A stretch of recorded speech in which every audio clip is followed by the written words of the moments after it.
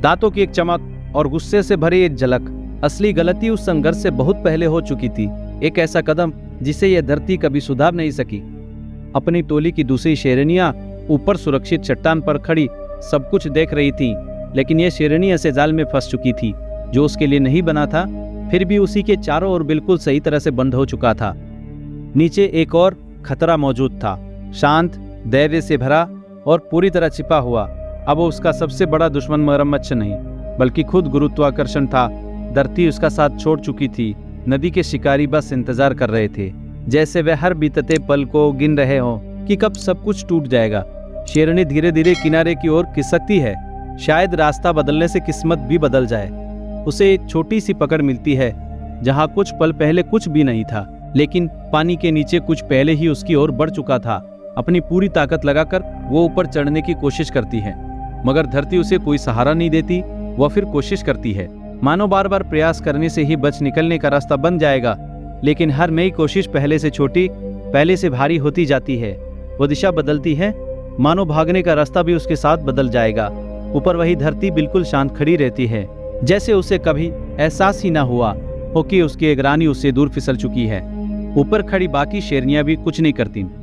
नदी भी जैसे कुछ पल के लिए ठहर गई हो। एक ही जगह पर दो तरह की जिंदगियां अपनी सांसें रोके खड़ी थीं। अब शेरनी और गहरे पानी की ओर बढ़ती है। शायद उसे लगता है कि गहराई, खतरा या अनजान रास्ता, इनमें से कुछ भी उसे बचा सकता है। तभी उसे थोड़ा ऊंचा किनारा दिखाई देता है। एक पल के लिए उम्मीद जागती है, लेकिन हर बार कोई न कोई फिसलन उसे वापस नीचे धकेल देती है। एक पल के लिए उम्मीद जागती है, नदी अपना फैसला नहीं बदलती। शेरनी जितना भी रास्ता खोजती है, मगरमच्छ पहले से उसे देख रहे होते हैं। अचानक एक मगरमच्छ बिजली की तरह हमला करता है, लेकिन उसका वार खाली चला जाता है। अब डर छिपा नहीं रह जाता।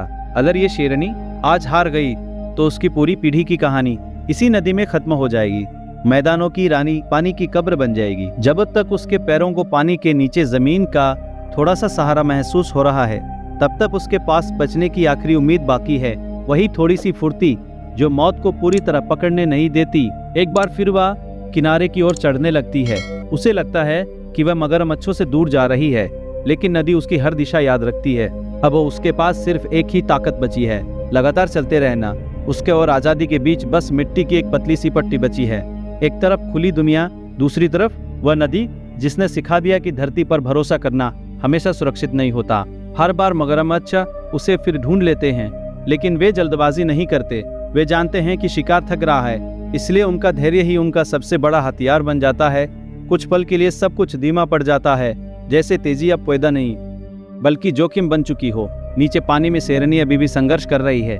वह भी डूबी नहीं है, अभी पकड़ी भी नहीं गई है, लेकिन वो सिर्फ अपनी जान बचाने के लिए नहीं भाग रही, बल्कि हार मानने के विचार से भी दूर भाग रही है। हर बार बच निकलना एक नई कीमत मांगता है। हर कोशिश मगरमच्छों को उसकी नई जगह बता देती है। वह अचानक दिशा बदलती है, फिर मुड़ती है, फिर दूसरी ओर निकलने की कोशिश करती है। अब वो मैदानों की ताकतवर शेरनी नहीं लगती, वो बस चट्टानों, पानी और गुरुत्वाकर्षण से लड़ती एक छोटी सी जिंदगी बन चुकी है। अब मगरमच्छ एक साथ हमला नहीं करते, वे नदी के अलग अलग हिस्सों में फैल जाते हैं। अब पीछा सिर्फ एक नहीं, कई दिशाओं से हो रहा था। शेरनी का हर कदम, हर छलांग, हर सांस सिर्फ एक ही बात कह रही थी, जिंदा रहना है। कुछ पल के लिए ऐसा लगता है जैसे शिकारी और शिकार की भूमिकाएं बदल गई हों। शेरनी हर मुश्किल रास्ते से निकल जाती है और मगरमच्छ उसके पीछे अपनी पूरी ताकत से मुड़ते रहते हैं। लेकिन नदी आखिर नदी ही होती है। एक एक करके कई मगरमच्छ पानी से ऊपर उभरते हैं। अब वे अलग अलग नहीं, बल्कि एक साथ घिरते हुए दिखाई देते हैं। शेरनी ने मौत को कई बार धोखा दिया, उसने अपनी आखिरी सांस तक हार नहीं मानी, लेकिन आखिरकार उसकी कहानी दर्दनाक अंत तक पहुंच गई। दो निर्दयी मगरमच्छों के जबड़ों ने उसकी सारी बहादुरी को हमेशा के लिए रोक दिया। मगरमच्छ का हमला पूरी तरह छिपकर किया जाता है। वह इतनी तेजी से वार करता है कि शिकार को संभलने का मौका ही नहीं मिलता। उसके जबड़ों की ताकत कुछ ही पल में हड्डियां तक तोड़ सकती है। शिकार को पकड़ने के बाद वो उसे गहरे पानी में खींच ले जाता है, जहां डूबकर उसकी मौत हो जाती है। मगरमच्छों की आंखों की पुतलियां सीधी खड़ी होती हैं, जो हल्की सी हलचल भी तुरंत पहचान लेती हैं। उनके आंखों पर एक पारदर्शी तीसरी पलक होती है, जिसे सुरक्षा पलक कहा जाता है। ये पानी के अंदर आंखों की रक्षा करती है, फिर भी उन्हें देखने में मदद देती है। उनकी पूरी आंखें ऐसे बनाई गई हैं कि वे छिपकर हमला करने में माहिर रहें। सूखे के मौसम में मगरमच्छ कई महीनों तक बिना भोजन के भी जीवित रह सकता है। उस समय उसका शरीर बहुत धीमी अवस्था में चला जाता है, जिससे उसकी ऊर्जा बहुत कम खर्च होती है और वह लंबे समय तक बिना शिकार के भी जिंदा रह सकता है।